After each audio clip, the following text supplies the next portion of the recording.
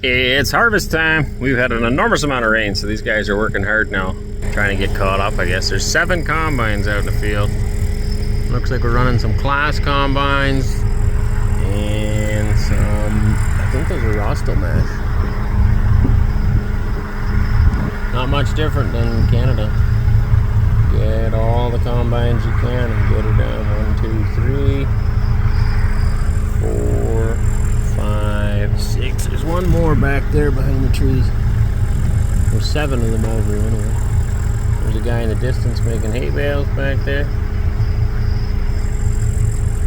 Can't see him now. He's in front of that combine right there. Making straw bales.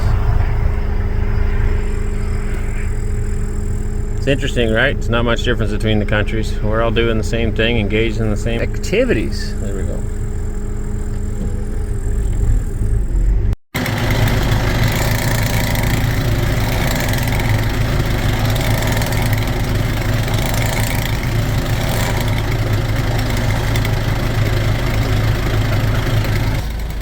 Who needs to go to the park? We can have our very own merry-go-round right here.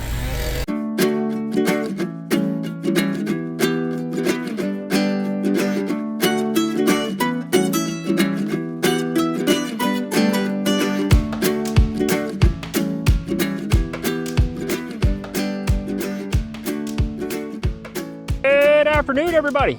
Got a wonderful day today. There is sunshine and it is time to spend some time on the deck with the family. Kids are playing out in the yard here and we are grilling. We have been gifted this grill and I think it's just absolutely amazing. It's got some cool features. I think you guys are gonna love this thing.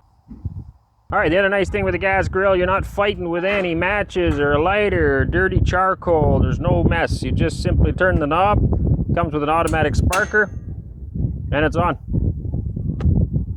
Simple as can be. You can feel the heat here. Now we want it to warm up.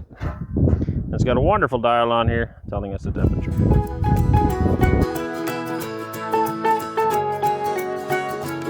Okay, while we're waiting for this to grill to warm up, you can see it's been like maybe a minute or two. Look how hot it is already. Very fast. Which is also much faster than charcoal. It's got some cool features. So this is a drip tray. Catch all the grease. So you're not making a mess of your balcony, your deck, wherever. It catches all the grease and you can throw that out. If you're at the campground or you're at the side of the lake, wherever you are, that can just be tossed in the garbage. You don't have to bring all that grease and dirt back into your car. It's very sturdy construction, solidly built. And there is a competitive model that is identical almost to this, except in price point. This one is 3 times cheaper. The quality is basically the exact same. There's very little difference between the 2 grills, but you can get this one for 1/3 of the price. Why would you spend more than you have to? As I've told before, there is 2 ways to make money. Either spend less or make more, and you can't always make more money, so you might as well spend less. We are cooking meat on there now, and man, does that ever smell good. And what is better than meat cooked on a grill on a wonderful day, laughter in the air, food on the table. Great way to spend time with family. You gonna hit me with that?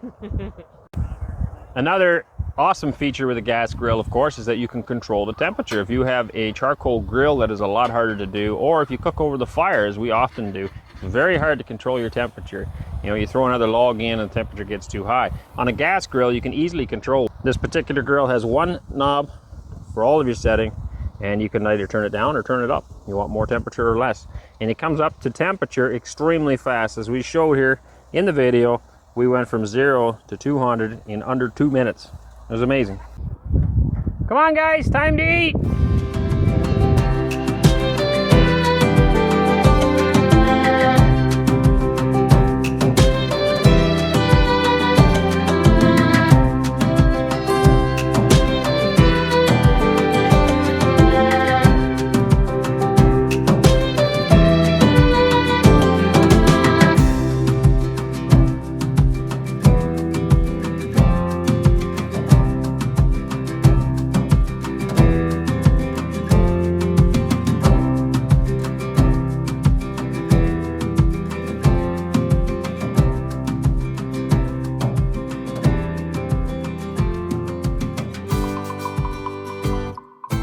One amazing feature about this grill is when you're all said and done, if you don't have as much space as we do, you're going to want to store it. And this grill comes with an amazing feature where it slowly goes down and you can store it.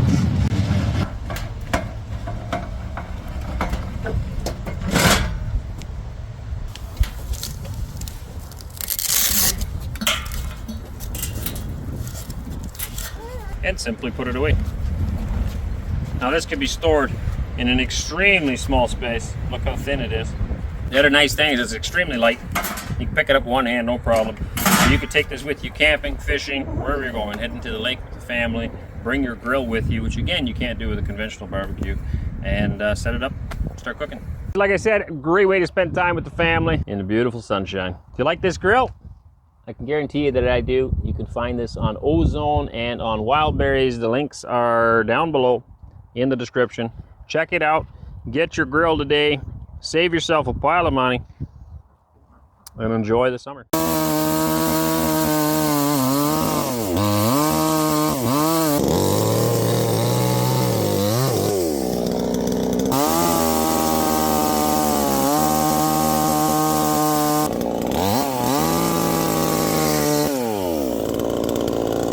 Good morning, everybody. That is 2 nice days in a row. It is a cooker out here. Wonderful weather. We're back to fencing, getting ready for bracing right now. So we'll get laser set up for some heights. Each corner will have to be done independently because there's lots of slope here. Basically, we set these 3 the same, set those 3 the same. Now we're putting horizontal bars in here. And then after that, we need to run wires on here yet on an angle. And then we can start stretching fence. So it's a bit of a process, but at the moment we're going to go around and do all our horizontal bars. So he's got notches cut to set them in. Probably cut a little more than needed here. We'll fine tune it as we go. But the horizontal can now sit flat against here. We can nail it in. And yeah, I don't know. I think that's kind of self-explanatory, I guess. All right, it's another day, I gotta be honest. It's not the same day now, but we did get more work done. I just didn't film it. So basically, we've got our horizontal braces on every corner.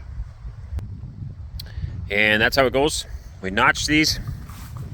We started off notching with a chainsaw that just took too much work, and switched to the skill saw, where you basically make a whole bunch of horizontal cuts. This is from the chainsaw still, but a whole bunch of horizontal cuts, and then just knock them out with the hammer, and it was much faster. So these are all in. Every transition point, everywhere the fence changes direction, it has a horizontal post, and this is for bracing. Now our fence, each roll of fence is 50 meters long. We're going to be laying them down on the ground, and we'll attach 2 sections of 50 together and then stand it up. And everywhere that ends, so basically every 100 meters, we need to do this again, another brace post. The reason is because when you tighten it, all right, so here, in this case, sorry, I had to put my coffee down here. In this case, we'll be attaching it here and then pulling it. And it'll just pull to this next transition over there. So this is way less than 50 meters, like, I don't know, 30 meters here or something. But it's going to be pulling as hard as it can. It's going to want this post will want to fall over. And so by putting this horizontal in here, you're now attaching the 2 together. And then we're going to be putting a wire from here. That's what I'm going to work on today. A wire attached here, looped around this post, down to the bottom here, and pulled tight. So that wire, when pulled tight, is going to want this post to pull that way. Right, and then the fence attached to here is going to want to pull it that way. In other words, it can't move and it'll stay straight. And that's why it's important to do that. If you don't, I could attach it today and pull tight without all this, and it'll work. But over time, this post will start to move, and now you have a sloppy fence. And I don't want a sloppy fence. I want this to stay perfect. And that's where the braces come important. Putting the guide wire here, of course, does nothing because that'll pull the post that way, same as the fencing will. So you put the wire from here to here in order to pull it that way, and then the fence is going to pull it this way, and so they equal each other out. So we'll be working on that today. I also shoved on the bottom end. I had Waylon push the posts in and Wes hold them when we installed them. But when you have the bucket full of dirt, as I have now, it can get a little tippy, especially with this design. The loaders, it's really long, which is great for lifting high, but not so good here because the center of pivot point is farther forward. So with a heavy bucket, it can tip this way easier, but also any tractor, when you have a heavy bucket and you have the bucket in the air, there's a chance of rolling the tractor over. And Waylon has not enough experience yet, so Wes would know what to do. As soon as you feel that happening, you just lower the bucket down, but your reaction time needs to be, you know, pretty quick. So I had Waylon do it with half bucket, and so the posts weren't pushed in far enough. So that whole line down there, I pushed them in. Makes pretty boring footage. I didn't do any of that. I still have some to do here as well, this chunk, but the rest of these are all pushed in far enough now. Now, a lot of people still wonder, well, how come they're sticking out so far out of the ground? Once we're done, we're going to put the wire on here. The page wire fencing will come up to about here. All right. And so the rest of this post is indeed not needed. I think I'm zoomed out all the way. Anyway, you can see here, this chunk is not needed. But then we're going to later on put one strand of barbed wire up probably around here. And the rest of that post will get cut off. So after I get the page wire fence on, I will mark them all approximately 8 inches higher than the fence and cut them off on an angle. Not flat. If you do them flat, the water can sit on here and tends to rot the post. If you do them on an angle, the water will run off. So it's a process, right? It takes time. And I'm sure people have been wondering too here in the village, like, why is this guy sticking all these sticks in the ground? It'll all come together in due time. I also had the boys dig this hole on this end, because here we'll have a frost-free water tap for watering in the pastures. So the boys, Waylon and Wes, are digging away here. They got, not Waylon and Wes, Waylon and Eli were digging in here. They got to go a little deeper yet. And then we'll cut this poly line and we'll attach this guy.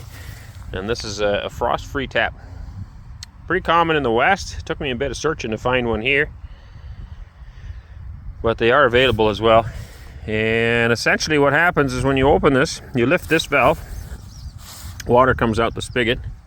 When you close that valve, it actually shuts off down at the bottom there. That brass fixture, brass piece right there by my thumb is where this shuts off, not at the top. And once shut off, there's a little hole in the side where the water comes out. If I can show you this guy right here. All the water that's in this pipe here will drain out of that hole once it's shut off. Meaning it's frost free because there's no water in it. You can use this in the winter time, and then all the water will just drain out and nothing is there to freeze. And the pipe is way down below where it's warm, and that's the beauty of these, never having trouble with them. So we'll install that here. We can use that for watering. I have a steel bathtub that we'll be installing out here for a drinker. And then eventually, in the summertime at least, we can hook more poly pipe up because we want to cross fence this with electric. So then we'll be bringing water to different areas. But it'll give us water here at least. And once that hole's deep enough, I got to throw this rock in the bottom. And the reason for that is that the water can actually drain away. If it's just sitting in the clay, it might sit around the pipe and can't go away. So we want to dig that quite a bit deeper and then put rock in the bottom for drainage. One job, and then you find something you're like, oh yeah! So I bought these lids to go on here. Finally put those on. That is for our root cellar. If you're not sure what that's all about, there's a video on it. But we built this as a root cellar, and that is part of our venting system. I got to finish the rest yet. Okay, a little further. You can see I got wires on there now, and you can tell how that wire is hooked up on the one side, and it's going to pull the post the other way, which, like I said, is the opposite direction of the fence I'll be pulling. Got them on this one as well. So first step that I'm doing is notching this post so the wire stays in there, because there was a tendency of dropping off. And then I'm going to put a staple over it as well. We'll show you how I'm doing that. So I got one on this side angled down. I got one on this side and it's angled up, and the wire will go in there. We have these are tensioners that I bought. And they will, well, I'll show you how that works too, but it allows us to put quite a bit of tension on. And I'm going to do this one here as well. We're using cable instead of wire. I would much prefer and recommend high tensile wire. It's a little bit tough to find here, and cable isn't. This isn't a bad price. It's about 14 rubles a meter. I need roughly 5 meters for a post. So you're looking at 70 rubles, a little over $1 Canadian to do one. It's not the end of the world. I have, I don't know, there might be 30 of them to do in this pasture here, so $30 or something. These ones too, I can't remember off the top of my head what they cost. They weren't real bad either. You can do a multitude of things. A lot of guys will use a stick, and so you run your wires back and forth this way, I guess, and then because you have two wires spaced far apart, you can run a stick through there and then twist it around. The thing is just to keep the stick there to keep it from untwisting, but it creates a lot of tension as well. That works really good with high tensile because you can bend it back to itself and stuff. This is a bit of a pain to work with, the cable. Everything the cable does is it frays on the end, so you end up stabbing yourself in the thumb. You know, some people wear gloves, I never do. But anyway, yeah, multiple options to do the same job. And then these staples. So I'm going to do a demonstration as to why I bought a staple gun. A lot of people have no idea what I'm talking about, and they say, oh, you can buy staple guns here in the store. I'm talking fence staples, and this is a puny fence staple. This thing here is not quality for building a quality fence. This is a really junky, thin, cheap, garbage fence staple with no barbs on it. But it's all I got at the moment in a pail, and then I have some bigger staples for my gun, but I don't want to waste them because I don't have very many. The rest are still on their way from China. We did source them now. I will explain all that in an upcoming video. I'm actually going to explain to you what all my tools are for, so that everybody has an idea what I'm talking about when I'm talking about my tools and why I have so many. But we use these now. They'll still work for this, just to hold the wire in, and then I pound it tight, plus the wire's in the groove. And we will be using this for fencing. I'm actually going to demonstrate the speed difference of a guy pounding these into a post versus using the new nailer that I bought, so you can see the difference and the huge benefit there is to having a fencing stapler.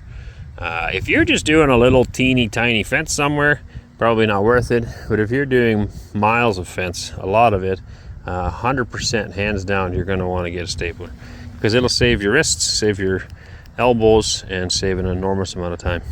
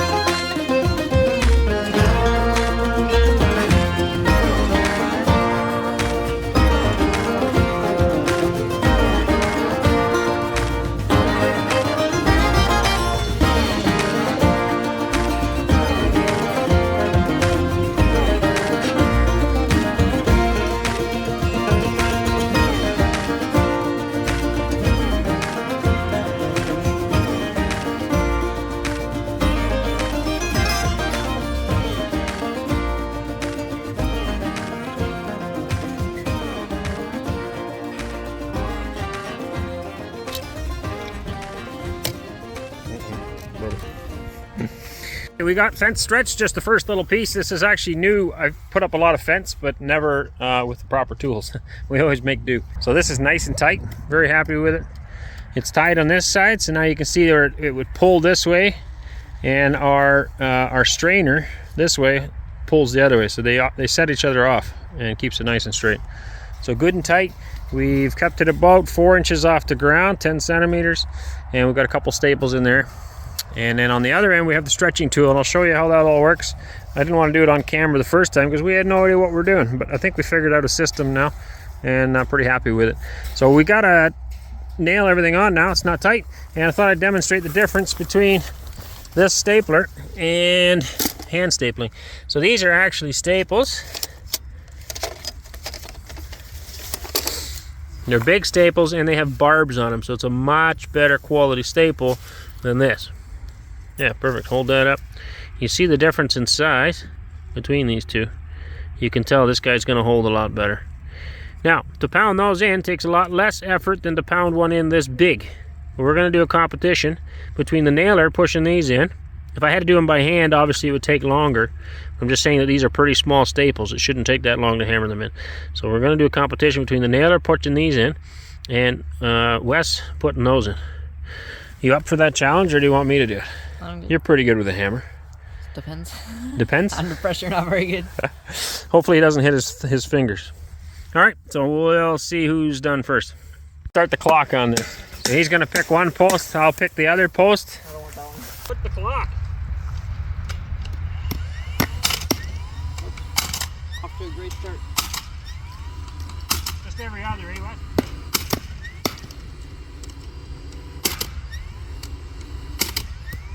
Okay, I'm done. I get one bent over staple and one in the grass. Now we have 800 posts to do. Keep that clock running until it's done. You can imagine how long it's going to take. Just in case it's the operator, we're switching now.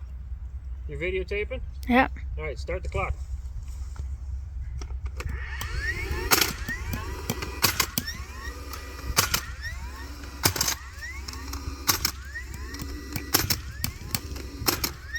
Done.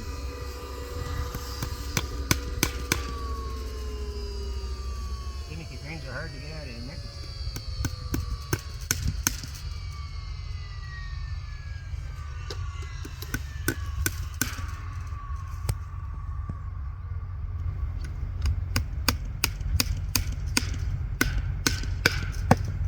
Okay, I'm done.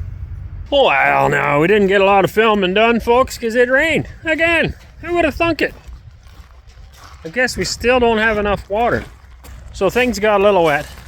But, I don't know if you can tell, this fence is up. Oh, it's pretty. So we're going to cut those fence posts off later, like I said. So we got from here to there, done. We've got from here to there, done. Well, we're working on this stretch now to there. It's tightened up and then it started raining. So we're going to finish tightening it. We'll nail that one on and then, I don't know, we'll see how it goes. Maybe, I got the fence laying here. Maybe we'll get that one up yet tonight.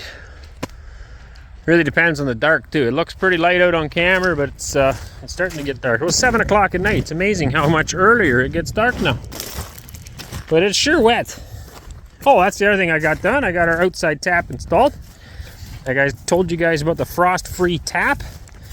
What I forgot to do is show you it working. But essentially, like I told you earlier, there's a brass fitting down in the ground, and it's all surrounded in rock now. There's a rock pit that we built, dug it down deeper, and when you open this, water comes out. I can show you that part. And it's mucky. Woo! We got water, yeah? And when you shut it off, now that it's off, all this water in this pipe is now draining in the rock pit down below. It takes, I don't know, 30 seconds or something, and this thing's empty. And so this is called frost-free because there's literally no water here. The closest water contact is like, I don't know, 1.5 meters down in the ground. Yeah? So we're probably, I wouldn't mind spinning this sideways. Hindsight, I guess I kind of thought it would be handy here, but maybe it would be handier facing this way. I might be able to turn it here yet. But I think what I'm going to do once this settles a bit is maybe just pour a little bit of concrete here. It's always going to be mucky. Next time we need to pour some concrete in the barn and there's a little bit left over, I'll just kind of put a little bit around here to keep it dry. Would be good. There you can see the fence. Working on this one. It's a little bit time consuming, part of it.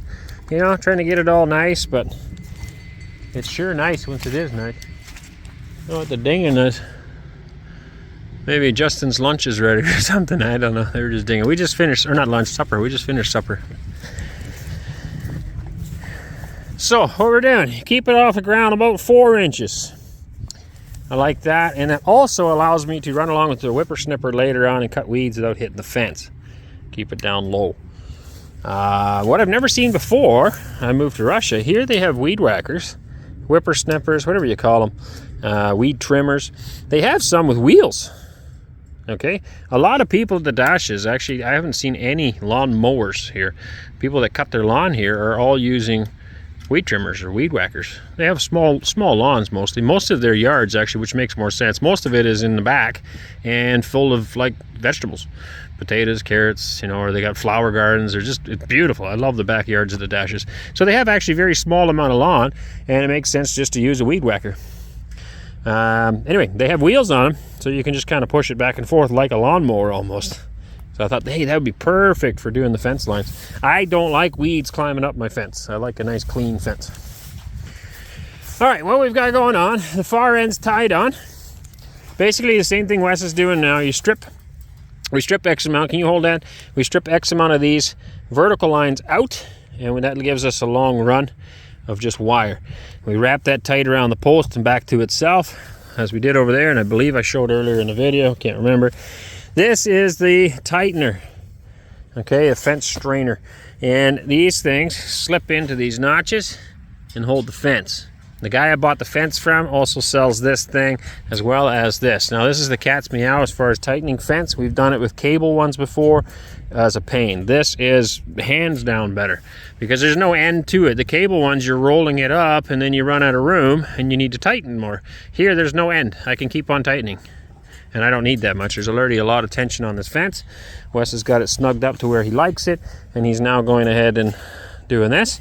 We'll then tie it to here. Once it's firmly attached, we will release the tension on this so that it pulls back, and every part of the fence, including this part, all has the same tension.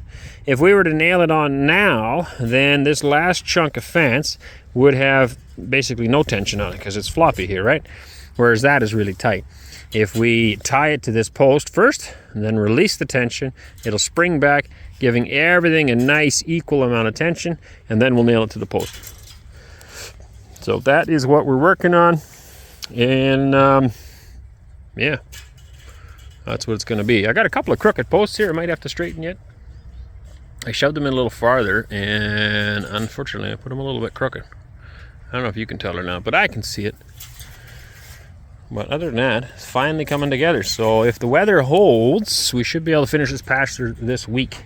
And then if sheep come, they can literally just get put right in the pasture. We can drop them off maybe through this hole. This is going to be a gate. And let them out to have some fun. It would be wonderful. I can imagine how long it's going to take.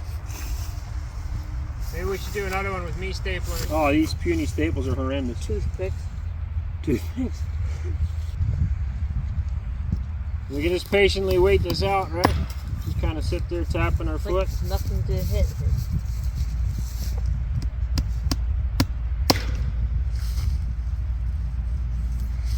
You're making this look even worse. Can't hardly hold on to the thing. Don't drive them in tight, eh? Gotta leave a space. The fence can't stretch.